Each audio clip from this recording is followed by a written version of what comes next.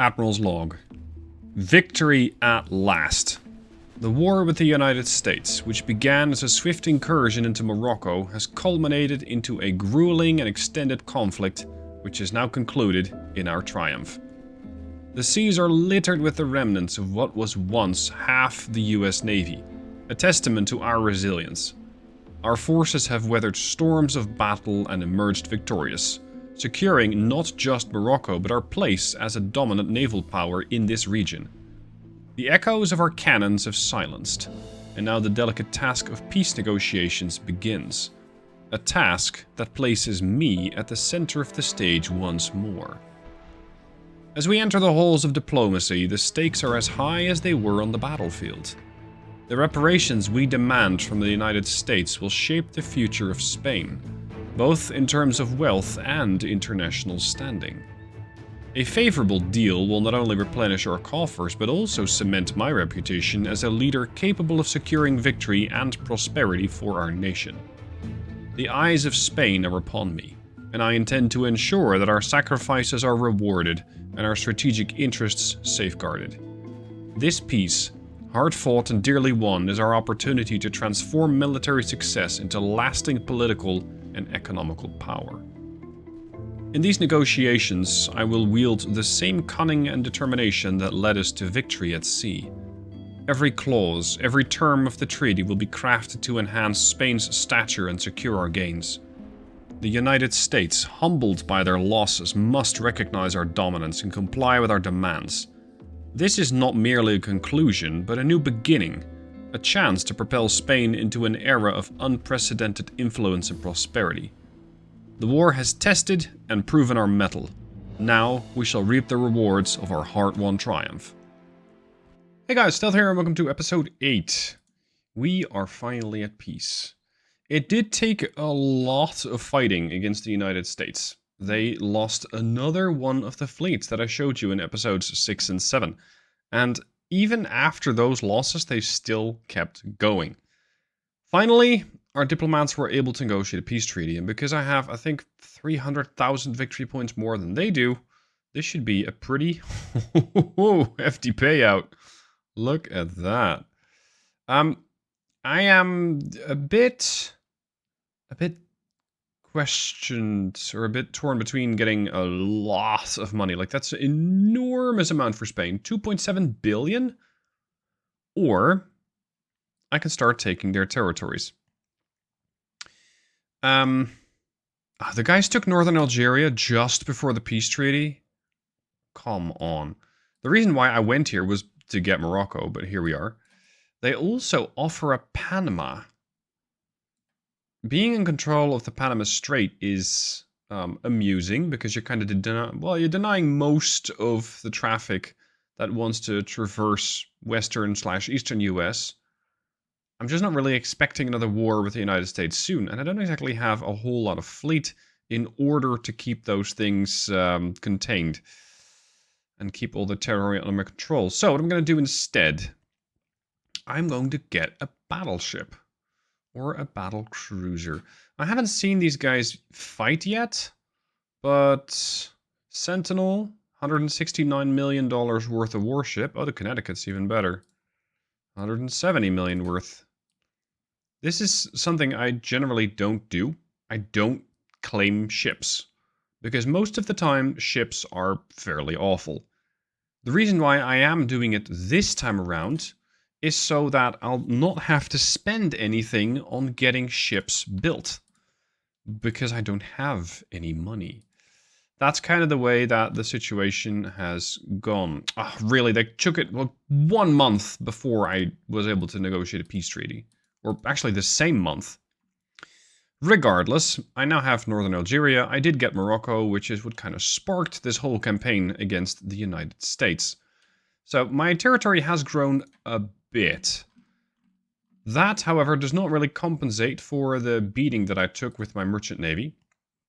I'm down to 174%, and I'm going to have to lick my wounds for at least a little bit of time. Let's see, is the whole fleet back home? Yes, they are. One of these ships is the Connecticut. I want to have a look at that. But first, we're going to put everything in just in limited. Because, no. Yeah, cost-effective way to keep a defensive stance. I'm going to make them as cheap as possible. Which one was that? Reducing maintenance. Yeah, fine. Limited. I need to save money. Jeez, I'm still bleeding. I'm still bleeding 17 million a month. Spain is suffering badly. I am already supposedly very far behind. And that's probably going to get worse. So that's fun. Now, I do have the design plans of the Sentinel. That's very nice. Look at this thing go. 15.4-inch guns. I hope they're good. Because my guns aren't. I think I got 15-inch Mark 1s. So, yeah, the firepower that I can get from the the Americans would be much, much appreciated. What you got? Oh, 15-inch Mark 1. Okay, fine. Let's see what I can refit about this boy. And ideally not make it too expensive. We are getting turbines. Yes, we're getting oil. That's fine. Steam steering is a bit old. I also would very much prefer these guys to equip armor. Give them many bulkheads. I do really like the speed that those things can move at. So that's really good. This is a bit wonky. Yeah.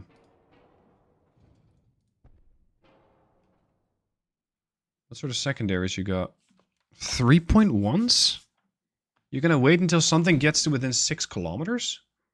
That looks like a really bad idea, actually. Because by the time that it gets there, you're going to have quite a lot of issues. I'll put a 6-incher over there. And when it comes to displacement, like, I'm not that concerned. Flash fire chance, 40%? Would you like me to light the fuse myself, or shall we make this thing a bit safer? Maximum high explosive. It's packing standard shells. It's packing torpedoes. Is it really? Underwater launchers, bow and stern. Yeah, I'm going to take those off because they tend to be a bit of a weak spot. We're still looking at a really bad flash fire chance. And that's with reduced complement of shells? Wow, that's pretty awful. I'm not using anything special. I know that battlecruisers have a bit of a tendency to blow up, but not this bad. Or at least I really don't want it to be this bad. Armor-wise, it's a typical UAI build. You're looking at almost no main armor. You're looking at almost no front belt. Let's fix the aft belt a bit. Let's get a bit better deck armor. Superstructure 2-inch. Give me, I don't know, 3-inch inner belt. The ship is way too heavy. Make her 26 knots. Make her 24 knots. That's a bit more like it. We're still 600 tons over. Where am I going to find... Oh, there. The crew. I can also cut off a bit of range, because 12.5 clicks is a bit far. I don't need to travel that far. I don't really have any expeditionary plans. Although I did briefly send my fleet over to the US to do some posturing there. Unfortunately, not really to any avail. Okay, what do we have? We got 3-inch guns, we got 2-inch casemates. That's good. Those are probably those guns there, there, and there. I don't really like the 15-inch one, because they have a reload of 66 seconds. Their accuracy is generally quite awful.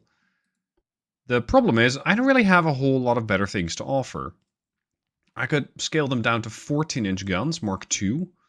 That does give them probably some better reload. It still won't really make this thing any good. But it should at least do slightly better than 15 Mark II. So we're going to put that on there. See if we can push that forward a bit, because the turret rotation is probably not that good.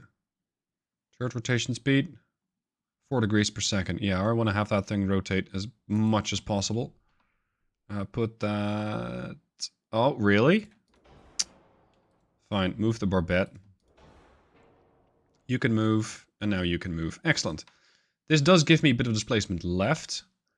When it comes to these barrels, and considering the relative fragility of this ship, I think it might be a good idea to balance out with a bit of speed. I go 25 knots, make this thing go on 7 inches of armor on the belts, 12-inch main belt, and put, I don't know, all of it in the conning tower. I hate having my conning tower knocked out, and my superstructure too, but this thing has a lot of superstructure to shoot at. You get an advanced tower 7. I can put an advanced tower 8 in place, actually, so we'll do that. Seemingly slightly fewer locations for secondaries, but that's fine. We've also done away with the 6-incher, so when it comes to dealing with small stuff, we are not that well prepared.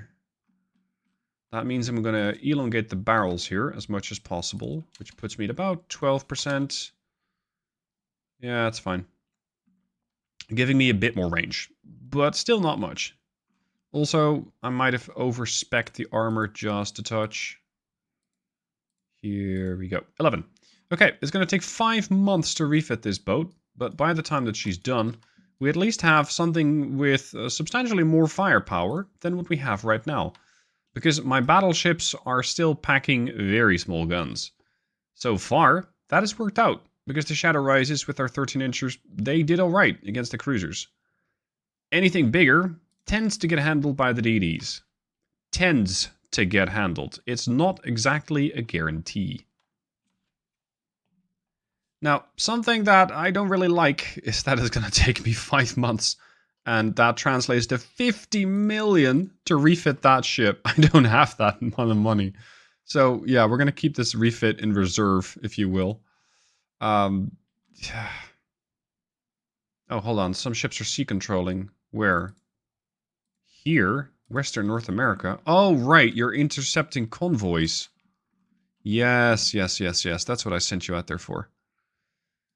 They did quite a number on the US. I'll give them that much. Because the US is bleeding, or at least was bleeding badly. 7% growth negative per month.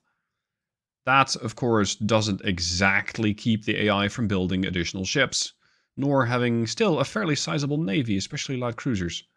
They're still at war with the Germans, they're still at war with the Italians, so that works out for me. Who is my next threat? Oh boy.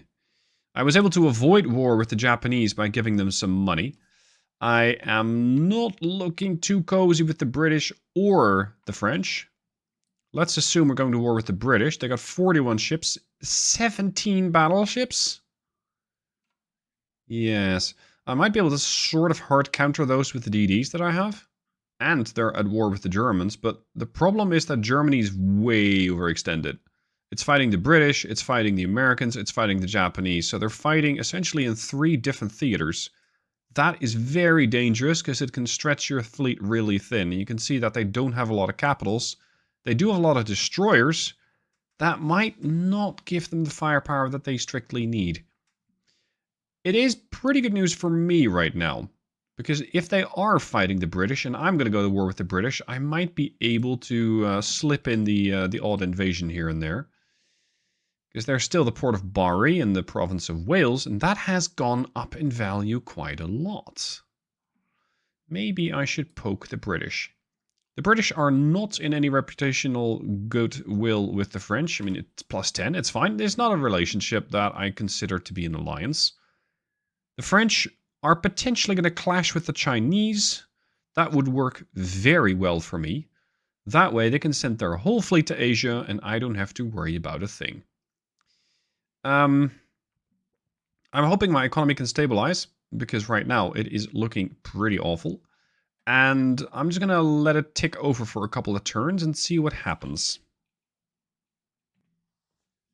About 3 months later, here we are. A serious incident has occurred, and we're now at war with the British. This is something that I'm actually interested in doing. The reason for this is the British are very, very distracted. They are currently at war with just me. Oops. Okay, they just fixed their relationship, apparently. with quite a few of the other neighbors that they were at war with. Oh boy. I may have just pissed off the wrong foe. Anyway, here we are anyway, so we might as well have a party. We're going to send the DDs out to harass the British. I'm going to put just one DD in the Irish Sea. They do have quite a lot of ships that they can station along the English Channel, but they haven't actually done that. So I'm going to capitalize on that by parking, I don't know, 2 DDs over there. Then, do they have assets in the Western Mediterranean? No, they don't. Central Med, they do. So there is at least one DD going to harass them in the Central Med. There's also probably something to be had here. Yep, they do have a port there. Now, earlier I mentioned that my plan was to go for Wales. It might be possible, yet I think it's a bit of an overreach. I think we're going to see the British very quickly deploy their biggest warships here and make the invasion rather impossible. While it's something that I would love to take, if I do take it, they'll just walk right in from northwest England or eastern England, and my army logistics just isn't quite there. It's 24%. It's that bad. Because I have been gaining territories, but because my economy is so bad, I wasn't exactly able to afford more ships. The result is that my army logistics is quite bad. So we're going shopping over here. We're going to Freetown and free the town some more. Sierra Leone is worth about $1 billion. They also have Liberia, which is worth not nearly as much, but that's a neutral place. It's not British anymore. They do also have Gold Coast. They have, they got quite a lot of spots in Africa, and they're still pushing. Ah, okay. Yeah, there's plenty of territory from the Brits to be had here. And considering that I have a very diverse destroyer fleet, I think it's perfectly possible for me to start taking some territory from them there. Now, unfortunately, the British did catch me at a bit of an unfortunate time, because the battle cruiser that I got from the Americans is unfortunately momentarily unavailable. The ship is busy with operations elsewhere, being in dry dock. So as much as I would like to get that ship out there and get it fixed up, get it deployed, because it is another 20,000 tons, I can't actually do that. Unfortunate. But you'll always see this happen. The moment that you need ships somewhere, well, they're probably busy being refit. Let's put some ships into South Atlantic, and I'm just going to harass British shipping again, because that's what my DDs do very, very well. The British aren't going to like it. That, unfortunately, is not exactly my concern. I'm going to try to keep at least one DD in my various locations, and I'm going to start churning out a couple more DDs. Yeah, James Firstborn 2. It's a 1906 design, but that's not actually true. It's a 1911 design that I copied over into a new design, and this way I don't have to constantly build the old ones and refit them into the new ship. So these are actually the newer ships. I'll take another 5. I am bleeding money again. So, yeah, I guess we're going to have to save some money on the transport budget and research. I'm already very far behind. It's not like I'm going to get very farther behind, at least not according to the game stats. Yet, of course, this will compound. If you fall behind and you just keep falling farther and farther behind, at some point the British are going to have, I don't know, nuclear submarines, as a matter of speaking, whereas I will not have anything like that. Thankfully, nuclear submarines aren't exactly a factor in this game, but they will have some very potent ships with good accuracy guns that will neutralize my DDs before I'm able to get into torpedo range, and then the whole strategy falls apart. Now, this is something I don't really need. The Empire of Japan threatening us with war. I don't want to fight Japan. I don't have the assets to fight Japan. I don't want to give them any money. But, whatever money I have is going to have to be used up by me. So I can't give them anything, and thus we're at war. But there's also a war between the British and the Austro-Hungarians. That is very, very useful. Because that war means that we're going to see the British divided. They will have to be shipping some stuff into the Austro-Hungarian atmosphere. Which means we'll probably see some ships trying to make it here. Normally, they used to be able to go through the Strait of Gibraltar, but that is right now blocked. So this is going to give me a bit of a tactical advantage. I can push ships through Gibraltar. The British are going to have to sail all the way around if they want to try and get there. Excellent. Now, my ships have arrived at Freetown. I don't have a ton of excess capacity. Like, I'm just cresting what I need. That was Sierra Leone, I think. Yes. I'm just cresting the 100,000 ton weight limit that you need in order to be able to start invasions. I should be able to take this port fairly quickly because it's only 21,000 tons, and then we can make our way onto other provinces. There's also a battle going on. Oh boy. Who are these? Oh no. Well, we got Yamato. In name. What is this? It's a Danish battleship. Okay. It's a Danish battleship armed with 11.7s and 12.3s. This is a Hyuga. This is the Akagi class. And we have the Naishi heavy cruiser. We have two of our own ships, the Unbekant and the James Fishburne. We have the Ruby, which is one of my class of ships. Probably still very limited in torpedo capabilities. This is another reason why I made a new class of DD, so that my allies, when they do buy ships, are actually going to be getting the newer version of the ship, not the one from 1903, for example. The British have brought their New Zealand-class battleship, armed with 12-inch guns. Oh boy. It is on, and I don't like that it's on, because this British warship is probably far more advanced than anything I can field. The flip side of this encounter is that if I am able to cripple this battleship, I'll be able to get quite a few victory points early on in the war, which allows me to, if it works, dictate when I want this war to end. Regarding the various battleships that I have from Denmark, Yamato, yeah, don't laugh, 11.7-inch guns, Mark II.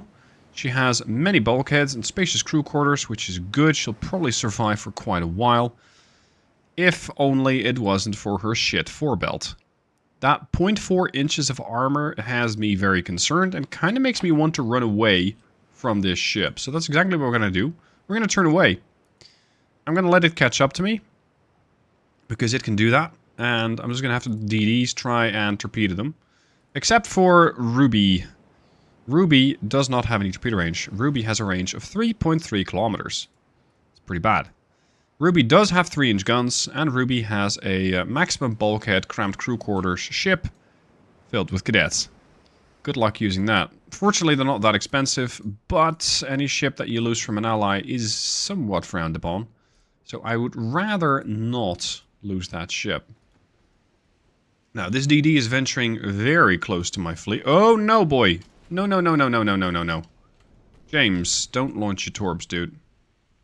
I really don't want you to, because I need those torps to sink the big guy in the back. Wait, are you negligent or what?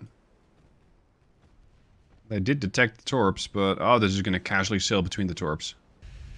Yeah, like... Easy. Don't worry about it. Now, I'm going to have to keep a very close eye on whether they launch their torps at me, because they very well might. James, why'd you have to throw your torps out? It's a good waste of torpedoes. Finish this thing off. Yes, now works for me. Does that work for you? There you go. Destroyed funnel. Flooding. Careful, James. Flooding again. They did torp me? Way back when? Not recent. This looks like an older design, but is it worth 11.3? Oh, they're doing 34 knots. Yeah, that would explain it. Engine. Turbines. Not that special. They got stereoscopic 1 rangefinder, advanced radio, hydro 1. Bursting charge Dunite? That is remarkably brave of you, because Dunite tends to blow your own ship up more often than not. Okay, I have definitely been coming into range of the British. Unfortunately, they're going to have to close in a bit more if I want to be able to shoot them back. What's the nice she like? Oh, God. Look, Japan, you cannot just put wet cardboard paper to the side of a ship and say that's armor. That doesn't work. Also, the crew, you know, those manning the ship, living in the superstructure, would very much appreciate some protection against, I don't know, anything. 0 inches of armor on the superstructure and 0 inches of armor on the conning tower. So basically, when it rains, everybody is going to die. Okay, it might not be that dramatic, but it's not great. James, you don't have your torps ready yet, dude. So we're going to just pull a bit of a weird maneuver here. James is going to detach, and then he's going to rejoin, and that way he's going to fall back behind everybody else. The Unbekend does have torpedoes. How many bulkheads do you have? All of them. Oh, we destroyed a funnel. Good hit by the Asahi. Very nice. My approach angle here is awful. I really need to work on that. Because the way that I'm approaching currently makes it extremely easy for them to just dodge the torps. Oh, we got the rudder fire control damaged. That's a great start. They're definitely interested in my DDs. What? You just you destroyed the main tower? Legend. Keep that up. 43 million for a battleship. Nice stuff. Okay then. So they already have a bit of damage. At the very least to their ego. James. What are you doing, James? Whatever. Torp the battleship, James. This ship is already flooding. Those 12.3s actually hit a lot harder than I was expecting. So that Asahi is doing quite a lot of work. Come on, James. Thank you, James. There. Is that enough, James? So, that spread. I think we essentially sent 3 torpedoes into the water because apparently a 4th one decided not to join. Yep, destroyed the main tower again. They're only able to use their A and B turret, I think? Yeah. Oh, go on, go on, go on! Boom! 9,500 points of damage. Very good, let's do that again. Torpedo the guy. Thank you. Torps out. Bosco. Split. Good lord, they're really kicking the shit out of this battleship. Well, then again, they, like myself, don't have any armor. I guess that might explain it. Oh, don't kill me. Wait, you blocked something? That's actually impressive. What the hell were you able to block? A 3.5-inch shell? Must have been. Might have been a 3.5-inch high explosive shell. It's pretty much the only thing that I could block. This battleship is just... yeah. For lack of a better term, getting the shit kicked out of it. Absolutely wrecked. Torpedo the stern. Nope, dodged it. No, didn't dodge it. Torpedo connected with the ship. Come on, send it. Flash fire. And she's gone. Well, well, well. Unexpected outcome. I thought this battleship was just gonna tear through my battleships like they're the pieces of museum art they are. And instead, they just wrecked it. without breaking a sweat. Did anything suffer damage? The Bosco. And that's it? Ooh. Okay. Don't mess with the Danes. That is clear. Very clear.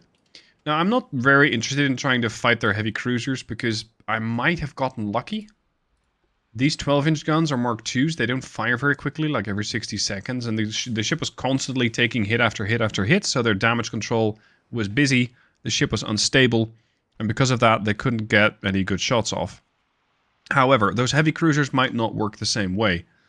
So my concern is that that battle cruiser, or sorry, that the heavy cruisers, which are, I don't know, somewhere over there, are going to try and take revenge. I'm not there to wait for that, so I'm going to try and disengage. So despite my apprehension of this battle, I gained 15,000 victory points. That's an excellent start of this war against the British. Let's see, can we take some more? Well, this is getting problematic. The French are not exactly happy about my fleet's, well, most likely single destroyers being everywhere.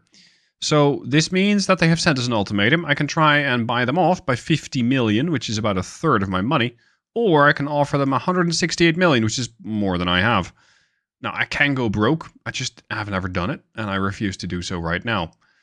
As for going to war with them, I'm going to war with two superpowers at the same time. That is not really going to end the right way. So I'm going to buy them off for now. Hopefully being able to, to stall the war for at least a little while. Oh, the French are going to be busy with China as well. As for my own money, that's not going to go that well. Now, I am definitely making life on the British very, very annoying. The way that they're losing ships works out quite well for me. I am definitely also losing ships in the North Atlantic. That is not good, because I don't have that much money to rebuy my transports. In about 3 months, that's 3 to 4 months, I'm broke. I'm in trouble. A little later, we're about to test that battle cruiser that we got from the Americans. This is Connecticut. Connecticut's been refit. That refit's been complete. Unfortunately, she's run by cadets. This really has me concerned, because those 14-inch guns might be okay, but a ship run by cadets is not exactly the way that I would like to go to war with a new battle cruiser. Well, relatively new. So, considering that I might have a speed advantage, I'm going to try and disengage. I don't think the British are particularly quick, except, of course, for their escort. So maybe I'm able to disengage and keep the Connecticut around, making sure that her crew actually gets some training before going to war. This ship essentially just came out of dry dock right now, and because of that, she is fragile. Well, I mean, the armor on the ship has been improved, but cadets, your damage control suffers, your accuracy suffers, your reload time suffers, everything suffers. How far are we? 21-6. Come on, disengage, dude. I don't want to fight. I really don't. Run. Oh, great. What you got there? DD. No. Light cruiser. 6.8-inch guns. That's not something you fit on a DD in this game.